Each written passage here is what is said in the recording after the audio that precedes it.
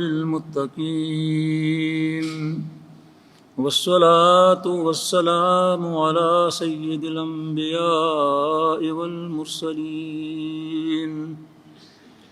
سيدنا وحبيبنا ومولانا محمد النبي الأمين وعلى آله وأصحابه أجمعين أما بعد فأعوذ بالله من الشيطان الرجيم بسم الله الرحمن الرحيم أفأمن أهل القرى أن يأتيهم بأسنا بياتا وهم نائمون أفأمن أهل القرى أن يأتيهم بأسنا ضحى وهم يلعبون صدق الله العلي العظيم وقال النبي صلى الله عليه وسلم الخلق عيال الله وأحب الخلق إلى الله من أحسن إلى عياله رواه البيهقي في شعب الإيمان سبحانك لا علم لنا إلا ما علمتنا إنك أنت العليم الحكيم. قابل احترام دوستوں، بھائیوں اور عزیزوں، محترم بہنوں اور عزیز بیٹیوں، السلام علیکم ورحمۃ اللہ وبرکاتہ. آج جمعہ کا دن ہے. آپ سب نے یقیناً کثرت سے استغفار بھی پڑھی ہوگی اور استغفار کے ساتھ کثرت سے درود شریف بھی پڑھا ہوگا اور سورہ کہف بھی پڑھ لی ہوگی یا مغرب کی اذان سے پہلے پڑھ لیں گے. یہ عمل مستقل جاری رکھیں. اللہ تبارک و تعالیٰ نے قرآن پاک میں اپنی مخلوق کے بارے میں اس کی ہر کیفیت کو بیان کیا ہے، اس کے ہر سوچ کو، ہر عمل کو بیان کیا ہے، اور اس کے نتیجے میں وقوع پذیر ہونے والے نتائج کو بھی بیان کیا ہے. کوئی کام ایسا نہیں ہوتا جس کا نتیجہ نہ نکلے، خواہ وہ جلدی نکلے یا دیر سے نکلے، ہر کام کا نتیجہ نکلتا ہے، اچھے کام کا بھی اور برے کام کا بھی، غفلت کا بھی اور سرگرمی کے ساتھ اللہ کی اطاعت اور فرمانبرداری میں لگے رہنے کا بھی، نافرمانی کا بھی اور معصیت کا بھی. 3 کیفیتیں ہوتی ہیں. ایک کیفیت یہ ہے کہ اللہ رب العالمین کی دی ہوئی نعمتوں پر اس کا شکر ادا کریں اور اس کی اطاعت میں لگ جائیں اور اس کے احکام کی خلاف ورزی نہ کریں. یہ بہت خوش نصیبی اور سعادت ہے. یہ اللہ والوں کے حصے میں آتی ہے، خوش نصیب مخلوق کے حصے میں آتی ہے. دوسری یہ ہے کہ غفلت میں پڑ جائیں اور بس اب غفلت میں پڑے اپنی زندگی جو ہے وہ ساری کی ساری ضائع کر دیں. یہ بھی خسارے کا، نقصان کا سودا ہے. اور تیسری یہ ہے کہ بڑی ایکٹیولی برائی کے اندر مصروف ہو جائیں اور ہر لمحے برائی اور اللہ کی نافرمانی اور معصیت میں صرف کریں. یہ انتہائی بد نصیبی، بدبختی اور شقاوت ہے. دنیا میں ہر دور میں یہ تینوں قسم کے لوگ موجود رہے ہیں، اور اللہ تبارک و تعالیٰ نے ان میں سے ان لوگوں کو پسند کیا ہے جو خود بھی نیکی پر کاربند رہتے ہیں، دوسروں کو بھی نیکی کی طرف بلاتے ہیں، خود بھی برائی سے بچتے ہیں، دوسروں کو بھی برائی سے بچانے کی کوشش کرتے ہیں. وہ اللہ کے محبوب ہیں. سورہ اعراف میں اللہ نے ایک بستی کا ذکر کیا ہے، وَاسْأَلْهُمْ عَنِ الْقَرْيَةِ الَّتِي كَانَتْ حَاضِرَةَ الْبَحْرِ. ان سے پوچھو اس بستی کا حال جو سمندر کے کنارے تھی، اور اس میں جو لوگ رہتے تھے سبت کے دن یعنی ہفتے کے دن ان کو مچھلیاں پکڑنے یا کوئی بھی دنیاوی کام کرنے سے منع کر دیا گیا تھا. بنی اسرائیل،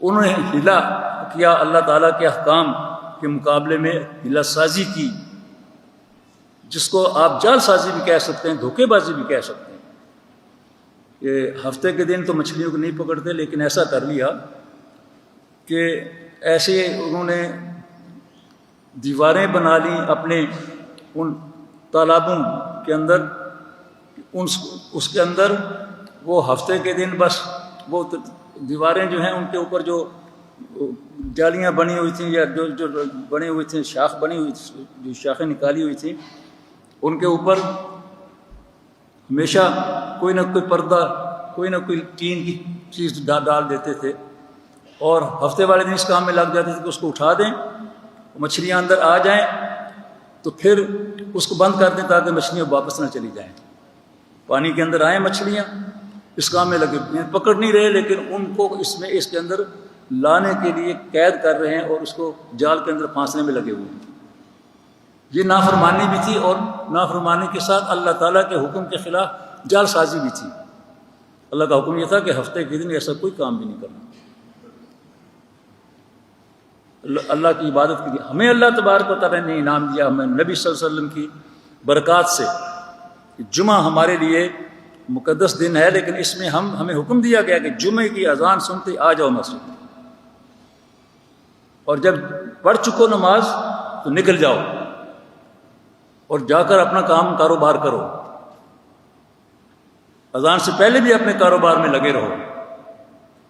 اذا نودی للصلاۃ فاسعوا الی ذکر اللہ وذروا البیع، جب اللہ کی طرف بلانے والا بلائے پھر کاروبار چھوڑ دو، اللہ کے گھر کی طرف آؤ، اور جب نماز پڑھ چکو فانتشروا فی الارض وابتغوا من فضل اللہ واذکروا اللہ کثیرا لعلکم تفلحون، پھر اپنے کاروبار کے لیے، اپنی محنت مزدوری کے لیے نکل جاؤ، کام کرو، لیکن اس وقت بھی غافل نہ ہو جاؤ، کام میں لگے ہو تو بھی اللہ کا ذکر کرو، اور اللہ کا ذکر ہر لمحے کیا جا سکتا ہے۔ کتنی محنت مشقت کا کام آپ کر رہے ہو، اس میں کوئی زور نہیں لگتا، اس میں کوئی تکلیف نہیں ہوتی، صرف توجہ کی ضرورت ہے۔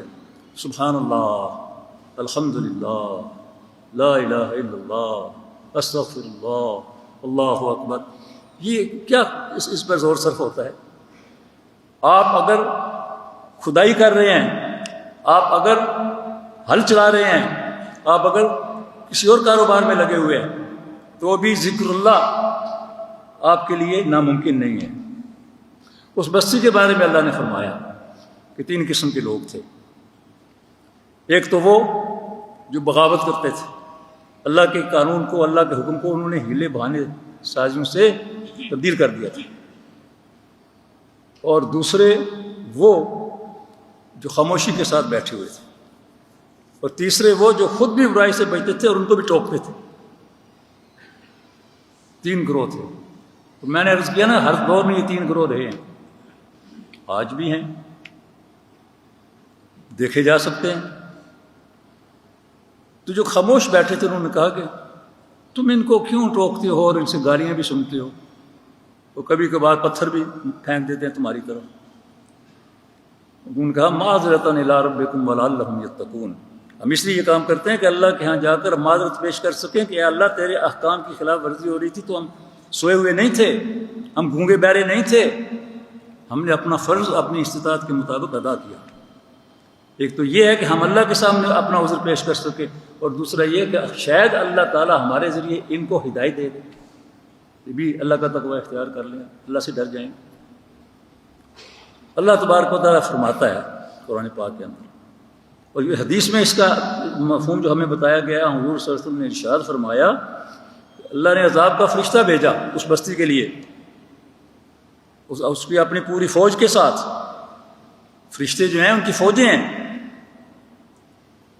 واپس جا کر انہوں نے کہا کہ اے پروردگار، تیرا ایک بندہ تو وہاں ایسا ہم نے ایک حجرے میں دیکھا، ہر وقت تسبیح پڑھتا ہے، سجدے میں رہتا ہے، تیرا ذکر کرتا رہتا ہے، اس کے بارے میں آپ نے نہیں بتایا ہمیں۔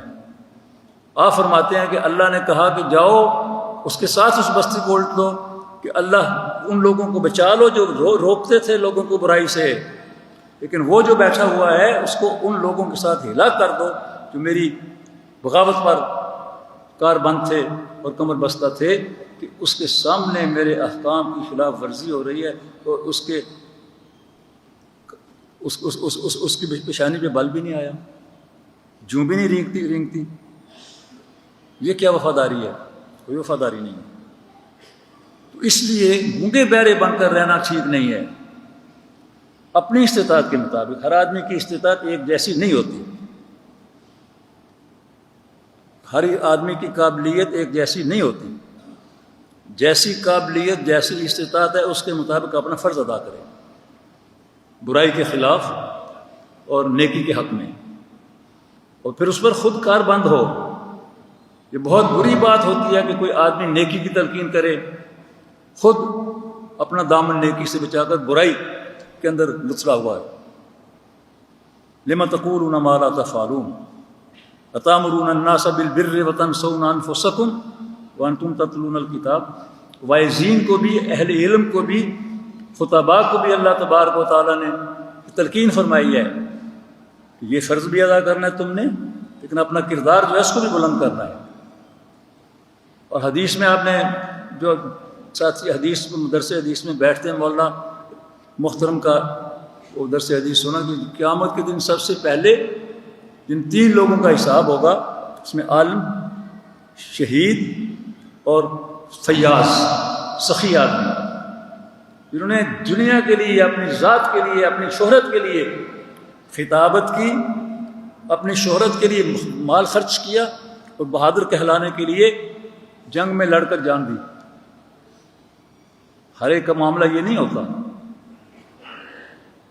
شہداء اللہ کی خاطر اپنی جانیں قربان کرتے ہیں، لیکن کوئی ایسا بھی ہوتا ہے کہ مجھے لوگ بہادر کہیں، اور فیاض جو ہیں ان کا بھی معاملہ ایک جیسا نہیں ہوتا۔ اور خطباء اور علماء اللہ معاف فرمائے، ان کے اندر یہ چیز جو ہے یہ بہت پائی جاتی ہے کہ میرا خطاب کیسا ہے، میری گفتگو کیسی ہے۔ یہ چیز جو ہے یہ اللہ رب العالمین کی رضا کے لیے نہیں، جو اس طریقے سے سوچتا ہے۔ اسے دعا کرنی چاہیے اللہ تعالیٰ سے کہ اللہ میری گفتگو میں تاثیر پیدا کر دے کہ تیرے بندوں کو ہدایت مل جائے، میرے لیے وہ صدقہ جاریہ بن جائے۔ یہ نہیں میرے لیے تیرے بندے جو ہیں وہ اشتہار لگائیں اور نعرے لگائیں، یہ نہیں، اس کی یہ خواہش نہیں ہونی چاہیے۔ اس کے باوجود اگر لوگ متاثر ہوتے ہیں، کوئی نعرہ لگا دیتا ہے تو اس کا جرم نہیں ہوتا، اس میں وہ پھر اس بات کی تاثیر ہے جو اللہ نے اس کے اندر پیدا کر دی ہے۔ یہ ہر آدمی خود جانتا ہے۔ ہمارے معاشرے کے اندر برائی غالب ہے، سود کی معیشت نے اس معاشرے کو تباہ کر دیا ہے۔ رشوت ستانی، کوئی کام جائز بھی کسی دفتر کے اندر نہیں ہوتا، عدالتوں کے اندر انصاف نہیں ملتا۔ یہ معاشرہ بہت بگڑ چکا ہے اور اس معاشرے کے اندر اصلاح کی بڑی ضرورت ہے۔ اللہ تعالیٰ ارشاد فرماتا ہے کہ آپ بستیوں والے مطمئن ہو کر بیٹھ گئے ہیں، سو گئے ہیں کہ ان پر کوئی عذاب نہیں آئے گا، کوئی مواخذہ نہیں ہوگا ان کا، اور وہ آرام کے ساتھ راتوں کو سوتے رہیں گے۔ کیا بستیوں والے اس بات پر مطمئن ہو گئے ہیں کہ وہ کھیل کود میں مصروف رہیں گے دن کے وقت میں شام تک اور کوئی ان پر عذاب نہیں آئے گا؟ فرمایا اللہ تبارک و تعالیٰ کے عذاب سے بے خبر ہو جانے والے خسارے والے، یہ اپنا نقصان کرتے ہیں۔ اللہ رب العالمین سے ڈرنے والے، محتاط رہنے والے، وہ کامیاب ہیں، وہ اللہ کے محبوب ہیں۔ نبی اکرم صلی اللہ علیہ وسلم میں الکیس من دان نفسہ وعمل لما بعد الموت، عقل مند وہ ہے کہ جو اپنے نفس کو حدود کے اندر پابند کر دے، جو حدود اللہ نے مقرر کی ہیں۔ تلک حدود اللہ ومن یتعد حدود اللہ فقد ظلم نفسہ، اللہ کی قائم کی حدود جو ہیں بیان کر دی گئی ہیں، اور ان حدود کو پامال کرتا ہے وہ اللہ کا کیا نقصان کر لے گا اور کسی اور کا کیا نقصان کر لے گا۔ فقط ظلم نفسہ، اپنے نفس پر ظلم کرتا ہے۔ پھر اللہ تبارک و تعالیٰ نے فرمایا کہ ہم بستی والوں کو تنبیہ کرتے ہیں، یعنی دنیا والوں کو تنبیہ کرتے ہیں سنبھل جائیں۔ اور وہ کیا ہے؟ وَلَنُذِيقَنَّهُم مِّنَ الْعَذَابِ الْأَدْنَىٰ دُونَ الْعَذَابِ الْأَكْبَرِ لَعَلَّهُمْ يَرْجِعُونَ۔ ہم ان کو جھنجھوڑتے ہیں، کوئی نہ کوئی مصیبت ان پر ڈال دیتے ہیں، کوئی عذاب ان پر ڈال دیتے ہیں تاکہ وہ پلٹ کر ہماری طرف آ جائیں۔ بڑا موقع ہے یہ اللہ کی طرف پلٹنے کا، یہ موقع ہے اپنے گناہوں پہ توبہ کرنے کا، یہ موقع ہے اللہ کو راضی کرنے کا۔ خوش نصیب ہیں وہ لوگ کہ جو اس موقع پر اللہ کی مخلوق کی خدمت میں لگے ہوئے ہیں اخلاص کے ساتھ۔ اس لیے نہیں کہ ان کی شہرت ہو، اس لیے نہیں کہ ان کی تصویریں لگیں، بلکہ اس لیے کہ اللہ راضی ہو جائے۔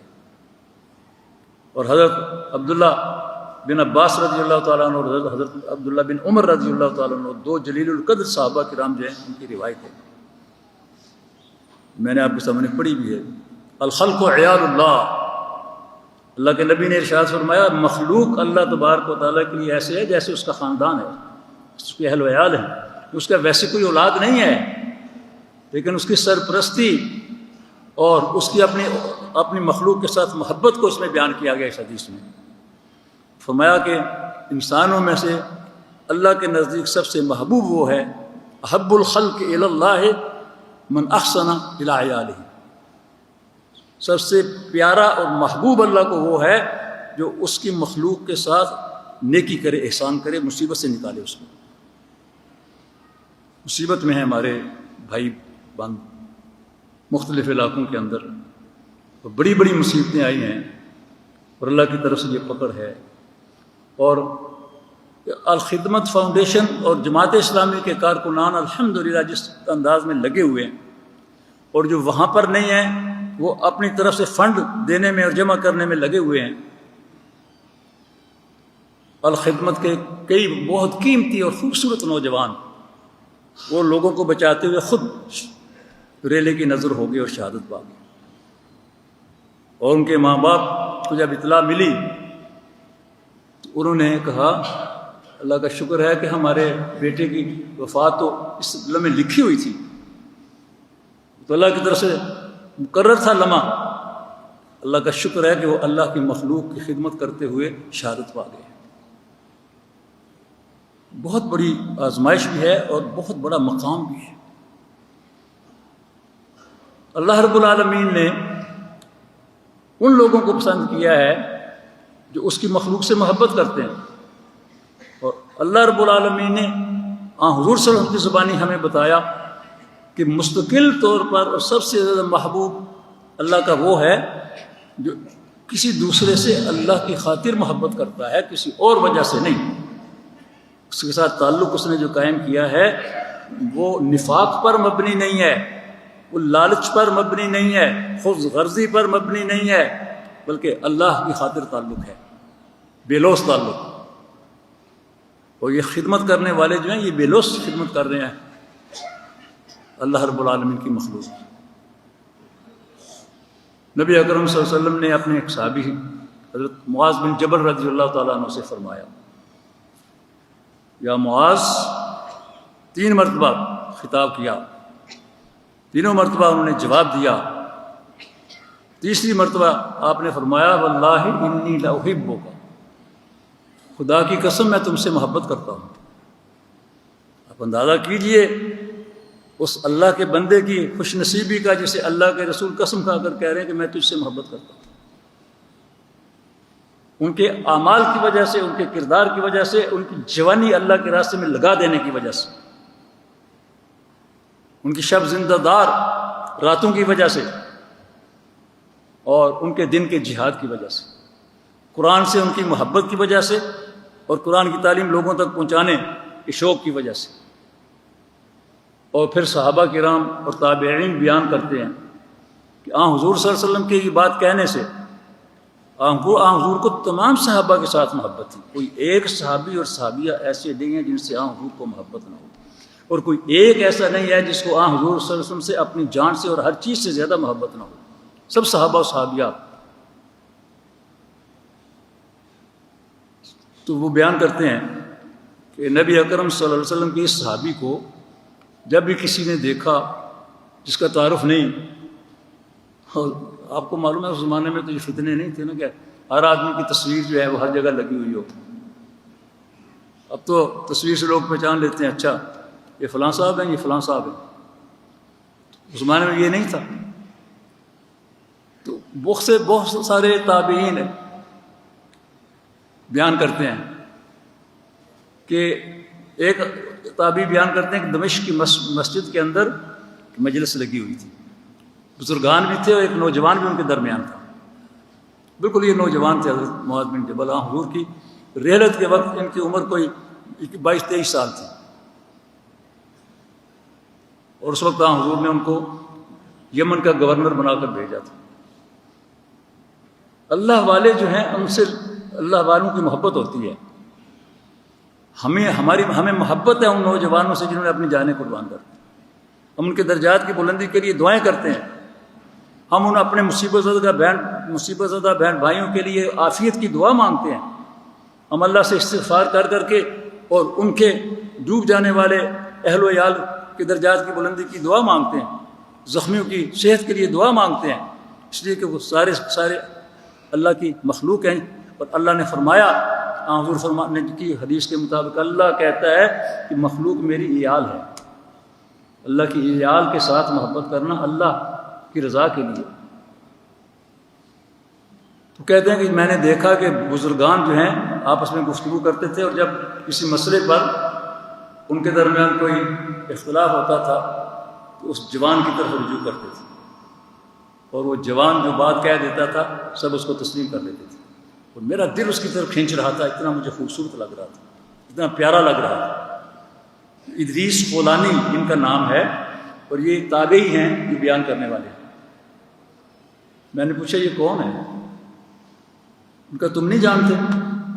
کہ نہیں، میں نے پہلی بار دیکھا. کہ یہ اللہ کے نبی کا صحابی معاذ بن جبل ہے. جب فارغ ہوئے میں ان کے قریب گیا اور میں نے ان سے کہا کہ میں آپ سے محبت کرتا ہوں. انہوں نے کہا کس لیے؟ میں نے کہا اللہ کی خاطر. تو بہت خوش ہوئے اور انہوں نے کہا کہ میں تجھے مبارکباد دیتا ہوں. اللہ کے نبی صلی اللہ علیہ وسلم نے ارشاد فرمایا کہ میرا اللہ کہتا ہے کہ میری خاطر آپس میں محبت کرنے والے جب قیامت کے دن میرے پاس آئیں گے تو پکار کر کہا جائے گا این المتحابون فیہ، میری خاطر محبت کرنے والے کہاں ہیں؟ حدیث میں آتا ہے کہ کچھ لوگ کھڑے ہو جائیں گے اور ان کی گردنیں اونچی ہوں گی. اور ضروری نہیں ہے کہ یہاں ان کی گردن اونچی ہو، اس روز ان کی گردنیں اونچی ہوں گی، یہاں بے شک اس کی گردن چھوٹی بھی ہو. اور اللہ تعالیٰ کیا فرمائے گا؟ وَبِعِزَّتِي وَبِجَلَالِي، ساری مخلوق موجود ہے، کوئی غیر حاضر نہیں ہے. لم یغادر منہم احدا، سب کے سامنے وہ کہہ رہا ہے ان لوگوں کو کہ میری عزت کی قسم اور میرے جلال کی قسم، آج تمہاری محبت میرے اوپر واجب ہو گئی. جس طرح تم نے دنیا میں میری خاطر محبت کی تھی، آج تمہاری محبت میرے اوپر واجب ہو گئی. اللہ کی خاطر ہر کام کرنا، اللہ کی خاطر محبت کرنا، اللہ کے احکام کے اوپر عمل کرنے والوں کو اپنا دوست سمجھنا،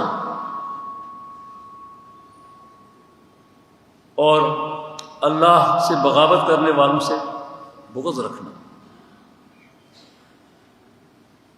یہ ایمان کی تکمیل کا ذریعہ ہے. اسی طرح سے ایک اور تابعی بیان کرتے ہیں کہ میں عمرے کے لیے مکہ گیا اور میں طواف کر رہا تھا، بہت رش تھا. اس کے درمیان ایک اونچے قد والا شخص جو ہے خوبصورت، وہ بھی طواف کر رہا تھا. میرا دل اس کی طرف کھینچا. میں نے کہا کسی سے پوچھا، میں نے کہا بھائی یہ بزرگ یہ کون ہے؟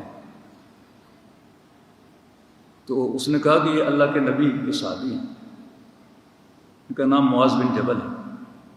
وہ بھی یہی بات بیان کرتا ہے، وہ تابعی جو ہیں وہ بھی یہی بات بیان کرتے ہیں کہ میں ان کی طرف گیا، جب مجھے موقع ملا میں نے ان سے عرض کیا کہ مجھے آپ سے محبت ہے، اور انہوں نے بھی یہی پوچھا کہ کس لیے محبت ہے، اور انہوں نے یہی جواب دیا، ان کو بھی وہی خوشخبری سنائی۔ اللہ کی خاطر محبت کرنا یہ کوئی معمولی بات نہیں ہے، اللہ کی مخلوق کی خدمت کرنا معمولی بات نہیں ہے۔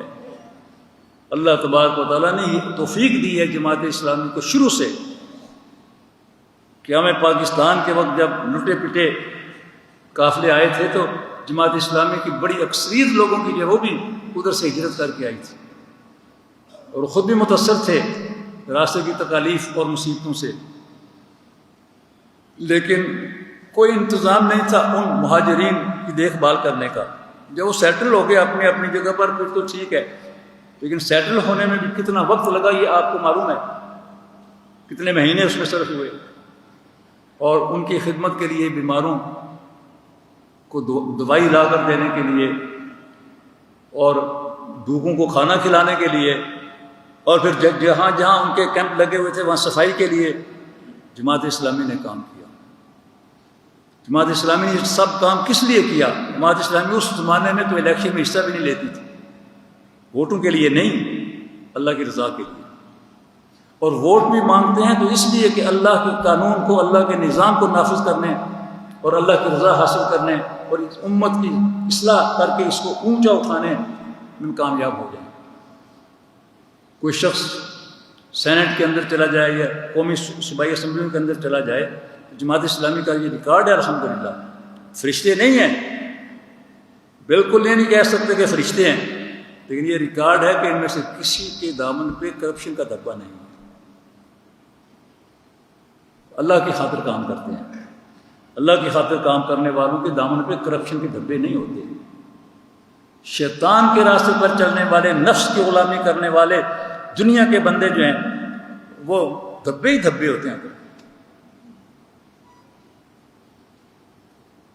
اللہ تبارک و تعالیٰ نے فرمایا ہے کہ میں وَلَنُذِيقَنَّهُم مِّنَ الْعَذَابِ الْأَدْنَىٰ دُونَ الْعَذَابِ الْأَكْبَرِ لَعَلَّهُمْ يَرْجِعُونَ، میں قوموں کو ان کی بغاوت پر، ان کے گناہوں پر، ان کی غلطیوں پر، ان کی زیادتیوں پر متنبع کرنے کے لیے چھوٹا عذاب بھیجتا ہوں۔ بڑا عذاب تو اس روز آئے گا جب حاضری ہوگی اللہ کے دربار میں، جنہوں نے جرم کیے ہیں ان پر عذاب آئے گا۔ جو ان جرائم سے اللہ کی رحمت سے بچ گئے ہیں وہ اس روز بچ جائیں گے۔ میں دنیا کی زندگی میں ان کو تنبیہ کرنے کے لیے، جن جوڑنے کے لیے، لعلہم یرجعون، تاکہ وہ بغاوت سے واپس آ جائیں۔ یہ بھی ہمارے لیے ایک اللہ تبارک و تعالیٰ کی طرف سے ایک عبرت کا تازیانہ ہے۔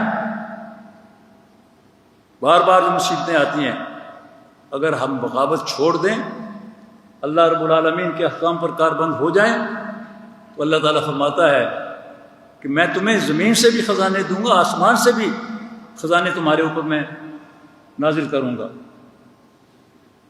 وَلَوْ أَنَّ أَهْلَ الْقُرَىٰ اتَّقَوْا لَفَتَحْنَا عَلَيْهِمْ بَرَكَاتٍ مِّنَ السَّمَاءِ وَالْأَرْضِ، بستیوں والے، ملکوں والے، کوئی بھی قوم، اور پھر بالخصوص وہ قوم جس کا وجود ہی اللہ کے نام پر قائم ہوا۔ پاکستان کا مطلب کیا؟ لا الہ الا اللہ، جس کی بنیاد لا الہ الا اللہ ہے۔ اس کے اندر جرم ہو تو اس کا مطلب یہ ہے کہ جیسے مولانا نے درس حدیث میں فرمایا تھا، بڑے بڑے مجرم کون ہیں؟ ان میں سے وہ بھی جو حرم کے اندر گناہ کریں۔ مسجد جو ہے، اللہ کے نبی نے فرمایا کہ دنیا بھر کی مسجدیں جہاں بھی بنیں گی وہ خانہ کعبہ کی بیٹیاں ہیں، حدیث ہے۔ پاکستان ایک مسجد ہے، پاکستان اسلام کے نام پر وجود میں آیا تھا، اور جو اسلام کے نام پر وجود میں آیا ہوا ملک ہے، اس کے اندر وزیر داخلہ سے ایک MNA نے سوال کیا، چند دن پہلے کی بات ہے، کہ اسلام آباد میں کون کون سے ہوٹل ہیں کہ جہاں سے شراب مل سکتی ہے. انہوں نے 4 ہوٹلوں کے نام بتائے اسمبلی کے پارلیمنٹ کے اندر. یہ 4 ہوٹل ہیں جہاں شراب کی اجازت ہے پاکستان کے اندر. اور یہ صرف اسلام آباد کی بات ہے، پورے ملک کے اندر کتنے شہر ہیں اور کتنے ہوٹل ہیں اور کتنے شراب کے پرمٹ ان کو دیے گئے ہیں. گویا کہ حکومت کی طرف سے شراب کو حلال بنانے کے لیے پرمٹ جاری ہو گیا، وہ جائز ہے. اور سود کا تو آپ کو پتہ ہی ہے کہ کوئی زندگی کا پہلو ایسا نہیں ہے جس کے اندر سود کا زہر نہ ہو. اور اس نظام کو تبدیل کرنے کے لیے بڑی محنت کی ضرورت ہے اور منظم انداز میں کوشش کرنے کی ضرورت ہے. اور بددلی اور مایوسی کے اندر پڑنے کی بجائے جرأت کے ساتھ کھڑے ہونے کی ضرورت ہے. اور دایان حق کو اللہ کی توکل کے اوپر کھڑے ہونا ہے. بھروسہ اللہ پر ہے، اپنی قوت کچھ بھی نہیں ہے. نحن الضعفاء واللہ القوی. ہم تو بہت کمزور ہیں، اللہ رب العالمین طاقتور ہے. ہم فقیر ہیں، اللہ غنی ہے. ہم اس جدوجہد کو اللہ کی رضا کی خاطر کر رہے ہیں. ہمارے کارکنان، ہمارے خدمت کے ساتھی جانوں کے نذرانے بھی پیش کر رہے ہیں. دن رات ایک کیا ہوا ہے، اللہ کی مخلوق کی خدمت میں لگے ہوئے ہیں. یہ سب اللہ کی رضا کے لیے. اللہ تعالیٰ قبول فرما لیں.